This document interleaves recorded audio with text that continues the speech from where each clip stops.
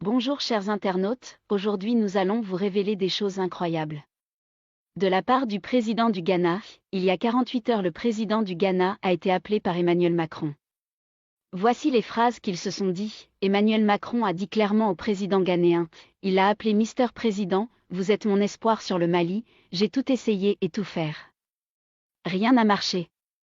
Et le président ivoirien Alassane Ouattara m'a conseillé de venir vers toi, je te propose 145 lignes de métro au Ghana. Des avions qui seront nommés Air Ghana. Et je te promets 6 milliards d'euros pour toi seul, si jamais tu arrives à déstabiliser ces 5 colonels du Mali. Ils veulent collaborer avec la Russie pour que la Russie soit plus puissant encore plus. Le savez-vous que la France a déjà acheté le président du Ghana, le président Nana Addo qui pourrait justifier sa proximité avec Macron.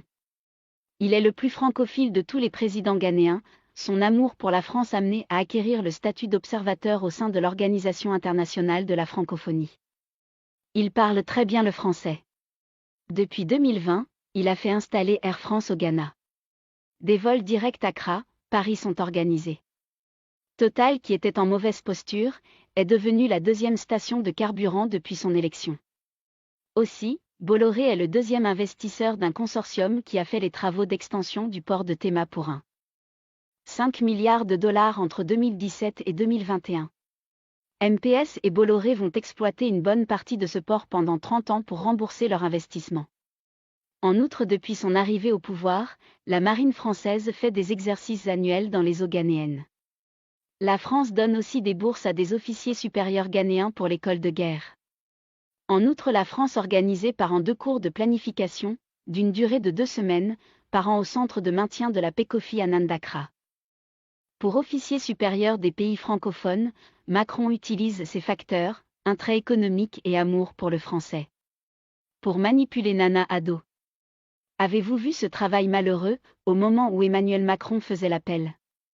Il savait déjà que Nana Addo pouvait pas dire non, le président ghanéen a fait au moins 20 secondes avant de dire tout simplement. Est-ce que je peux rester au pouvoir jusqu'à ma mort et que le pouvoir reste dans notre cour royale? Il a dit à Macron, vous devez tout faire pour anéantir mes opposants ici, je les veux morts. Ou accusés pour être en prison. Marco lui répond pas de problème, le président ghanéen ajouta qu'il fera des sacrifices humains au Ghana.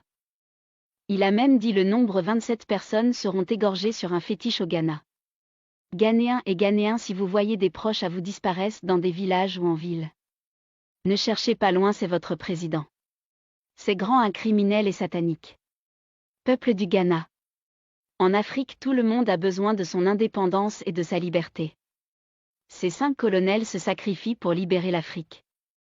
Mais voici votre président qui préfère vendre sa dignité pour des intérêts. Peuple de Ghana, sortez massivement et demandez à votre président de ne pas tenter de prendre cet argent. Il faut lui montrer que l'Afrique est décidée. Pourquoi Nana Akufo-Addo veut que l'Afrique reste dans l'esclavage?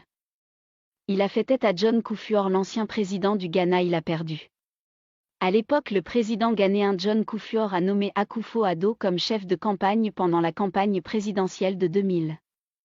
À l'époque, Akufo-Addo a eu le poste de premier procureur général et aussi ministre de la Justice ghanéen. En réalité, le nouveau président du Ghana n'a jamais gagné d'élection. En 2007, perd les élections en tant que candidat de NPP. En 2008, il perd encore contre John Atta Mills du NDC. Alors le président ghanéen a décidé d'être opposé aux 5 colonels et farouchement. Hier matin, le président ghanéen a envoyé des mercenaires qui passeront par Abidjan pour rentrer à Bamako. Ils viennent pour mettre fin aux travaux des 5 colonels. Chers Ghanéens, nous savons que votre peuple est anglophone, mais les Maliens et vous. C'est le même continent et même Afrique, alors peuple du Ghana, pour la liberté de l'Afrique, demandez à votre président de suivre le chemin de la liberté. Le peuple l'a élu sur un chemin de vérité et non pour détruire un pays africain. Peuple de Ghana, allez vous laisser votre président faire souffrir vos frères et sœurs du Mali. Sanctionner un peuple est-il normal? Nous laissons vous les Ghanéens à décider le reste.